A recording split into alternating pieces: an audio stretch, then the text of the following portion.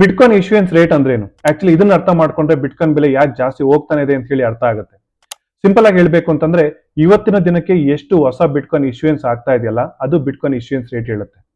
So basically for example ಎಲ್ಲರೂ ಒಂದ್ ಕಡೆ ಚಿನ್ನದ ಮೈನಿಂಗ್ ಇದೆ ಅಂತ ಅನ್ಕೊಳ್ಳಿ, ಅಲ್ಲಿರ್ತಕ್ಕಂಥ ಚಿನ್ನವನ್ನ ತೆಗೆದು ಆಚೆ ಹಾಕಿದಾಗ ಎಷ್ಟು ಕೆಜಿ ಎಷ್ಟು ಟನ್ಸ್ ಆಫ್ ಚಿನ್ನ ಆಚೆ ಬರುತ್ತೋ ಅದು ಚಿನ್ನದ ಇಶ್ಯೂಯನ್ಸ್, ಅಂದ್ರೆ ಇಷ್ಟು ಚಿನ್ನ ಮಾರ್ಕೆಟ್ ಅಲ್ಲಿ ಸರ್ಕ್ಯುಲೇಷನ್ ಬಂತು ಅಂತ ಹೇಳಿ ಅರ್ಥ.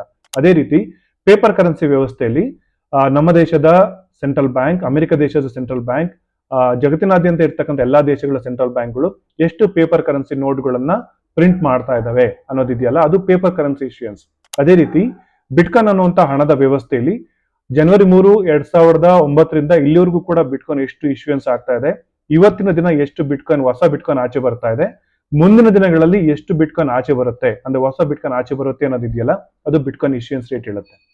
ಸೊ ಈ ಒಂದು ಗ್ರಾಫ್ ಅನ್ನ ನೋಡದೆ ಅರ್ಥ ಆಗೋದೇನು ಅಂತಂದ್ರೆ ಜನವರಿ 3ನೇ ತಾರೀಕು 2009 ಶುರುವಾದಂತಹ ಹೊಸ ಬಿಟ್ಕಾಯಿನ್ ಇಶ್ಯೂಯನ್ಸ್ ಗ್ರಾಫ್ ಈ ತರ ಮೇಲಕ್ಕೆ ಹೋಗಿ ಒಂದು ದಿನ 0 ಬಿಟ್ಕಾಯಿನ್ ಬರುತ್ತೆ. ಅಂತಂದ್ರೆ ಒಂದು ದಿನ ಬರುತ್ತೆ ಅಲ್ಲಿ ನಾವು ಬಿಟ್ಕಾಯಿನ್ ಇಶ್ಯೂಯನ್ಸ್ ನಾವು ನೋಡೋದೇ ಇಲ್ಲ, ಅಂದ್ರೆ ಹೊಸ ಬಿಟ್ಕಾಯಿನ್ ಕ್ರಿಯೇಟ್ ಆಗೋದೇ ಇಲ್ಲ.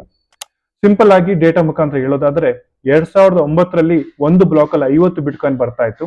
ಅದೇ ರೀತಿ ಇವತ್ತು ಒಂದು ಬ್ಲಾಕ್ ಅಲ್ಲಿ 3.125 ಬಿಟ್ಕಾಯಿನ್ ಬರ್ತಾ ಇದೆ. ಮೀನಿಂಗ್ ಒಂದು ದಿನ ಇವತ್ತು ದಿನನ ನಾವು ಕಂಪೇರ್ ಮಾಡಿದ್ರೆ ಐಡಿಯಲಿ 144 ಬ್ಲಾಕ್ ಬರುತ್ತೆ, ಅದರಲ್ಲಿ 450 ಬಿಟ್ಕಾಯಿನ್ ಬರ್ತಾ ಇದೆ. ಸೊ ಬೇಸಿಕಲಿ ಒಂದು ದಿನಕ್ಕೆ 450 ಬಿಟ್ಕಾಯಿನ್ ಇಶ್ಯೂಯನ್ಸ್ ಆಗ್ತಾ ಇದೆ.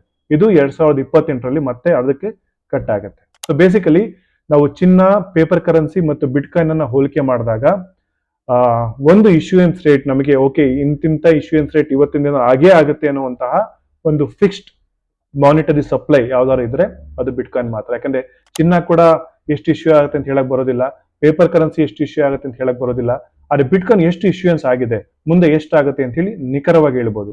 ಇದನ್ನ ಯಾರು ಕೂಡ ಬದಲಾಯಿಸೋಕೆ ಸಾಧ್ಯ ಆಗೋದಿಲ್ಲ.